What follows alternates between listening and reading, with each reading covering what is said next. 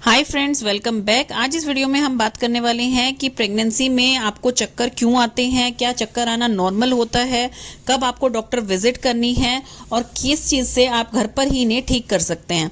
देखिए, हम trimester wise बात करते हैं। अगर प्रेग्नेंट वुमेन को फर्स्ट ट्राइमेस्टर में चक्कर आ रहे हैं तो इसके कई रीज़न हो सकते हैं जो कि नॉर्मल है, जैसे कि नोजिया वोमिटिंग होती है बिकॉज हार्मोन आपके एकदम राइज करते हैं इस टाइम में, तो आपकी बॉडी में जो चेंजेस हो रहे हैं उसके कारण से आपको नोजिया वोमिटिंग फील होती है। आपको खाना अच्छा नहीं लगता है, प्रॉपर डाइट नहीं ले पाते हैं आप। अपने बच्चे को देखिए, ब्लड जो चाहिए वो तो मदर की बॉडी से लेगा। मदर में अगर आयरन डेफिशिएंसी है या एचबी कम है तो उसके कारण भी आपको चक्कर आ सकते हैं, क्योंकि आपका ब्लड फ्लो पूरा नहीं हो रहा है। आप ब्लड वॉल्यूम एकदम से 30% हाइक कर जाता है जैसे ही आप प्रेग्नेंट होते हैं, और ब्लड वेसल्स आपकी रिलैक्स कर जाती हैं हार्मोन्स के कारण, तो इस वजह से भी आपको चक्कर आते हैं। तो इसमें आपको क्या होम रेमेडी लेनी है? देखिए, इसमें तो यही है कि आप अपने सप्लीमेंट्स जितने भी डॉक्टर ने दिए हुए हैं वो प्रॉपर लें।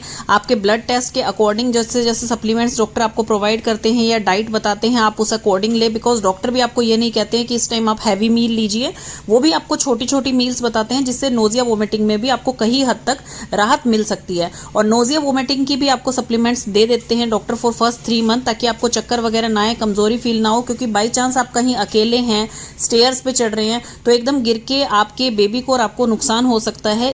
तो आप डॉक्टर की सलाह ले सकते हैं जिससे कि वो आपको सप्लीमेंट्स टाइम पे दे दें, आपके टेस्ट हो जाएं, ताकि आप में कमजोरी फील ना हो। अब हम बात करते हैं सेकंड ट्राइमेस्टर की। देखिए, सेकंड ट्राइमेस्टर में आपका यूट्रस जो होता है वो ग्रो कर रहा है, बच्चा ग्रो कर रहा है, और सेकंड ट्राइमेस्टर स्टार्ट होते ही तो बच्चा एकदम रैपिडली ग्रो करना स्टार्ट हो जाता है।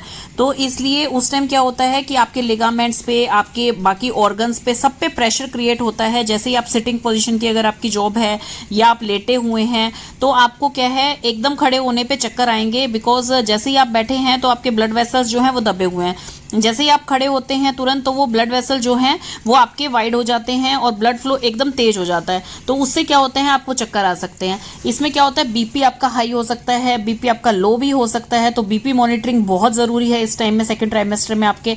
अगर आप लेटे हैं तो आपको जो है करवट लेके थोड़ी देर बेड पे बैठ के देन उसके बाद आप खड़े होगे तो आपको इसमें रिलीफ मिलेगा। आपको अपना बीपी मॉनिटर प्रॉपर करवाना है सेकंड ट्राइमेस्टर में। और इसका रीज़न हो सकते हैं कि आप बहुत लंबे टाइम से लेटे हुए हैं, बहुत टाइम से आप रेस्ट पे हैं या बेड रेस्ट पे हैं और आप एकदम खड़े होते हैं तो आपको चक्कर आ सकते हैं। आपका ब्लड शुगर लेवल जो है फ्लक्चुएट कर सकता है, जैसे गेस्टेशनल डायबिटीज होती है मान लो आपको, तो उसमें भी आपको चक्कर आ सकते हैं। अगर आपका ब्लड शुगर लेवल लो है तब भी आपको चक्कर आ सकते हैं। तो इसके लिए आपको मॉनिटरिंग करवानी चाहिए, अपना ब्लड टेस्ट करवाना चाहिए। और जैसे जैसे डॉक्टर आपको सप्लीमेंट देते हैं या डाइट बताते हैं कि आपको शुगर कम लेनी है या शुगर ज्यादा लेनी है, तो उस हिसाब से आप अपना डाइट मेंटेन कर सकते हैं। फिर उसके बाद होता है कि आपका आयरन लेवल अगर लो हो गया है, जैसे कि मैंने एचबी का बताया था आपको फर्स्ट ट्राइमेस्टर में, अगर आपका आयरन लेवल लो है तो भी आपको चक्कर आ सकते हैं। तो उसको या तो आप डाइट से कंप्लीट कीजिए या फिर आप सप्लीमेंट से पूरा कीजिए। तो ब्लड टेस्ट करवाते रहना ये बहुत इंपॉर्टेंट है। जैसे जैसे आपके ट्राइमेस्टर आते हैं तो उसमें आपका एक एक बार ब्लड टेस्ट प्रॉपर होता है, तो वो डॉक्टर आपका चेक करते हैं कि आपको गेस्टेशनल डायबिटीज तो नहीं है, आपका आयरन लेवल मेंटेन है कि नहीं है, आपका बीपी मॉनिटर होता है। और इसका जो एक बड़ा रीजन ये भी हो सकता है कि बाहर बहुत गर्मी है और आपको गर्मी की वजह से चक्कर आ रहे हैं, तो इसलिए अपनी बॉडी को आपको हाइड्रेट रखना है प्रॉपर।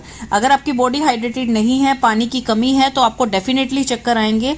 और पानी जो है आपको प्रेगनेंसी में कम से कम 2 से 2.5 लीटर पीना है। और इसमें आपके पास बहुत सारे ऑप्शन होते हैं पानी के, जैसे आप कोकोनट वाटर ले सकते हैं, आप छाछ ले सकते हैं, आप कोई शेक बना के ले सकते हैं गर्मियों में।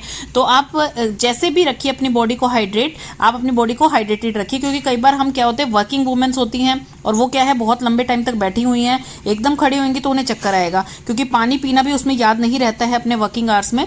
इसलिए अपने आपको हाइड्रेट रखना बहुत जरूरी है। और अगर आपको चक्कर जो है कुछ सेकंड का आ रहा है और 15 डेज में एक बार आया है या महीने में एक बार आया है, तो प्रेगनेंसी में ये नॉर्मल है, इसमें कुछ घबराने की जरूरत नहीं है। ये ब्लड फ्लो की वजह से या हार्मोनल चेंजेस की वजह से आपको आ रहे हैं, या आपकी डाइट में जो भी चेंज हुए हैं उस वजह से हो सकते हैं।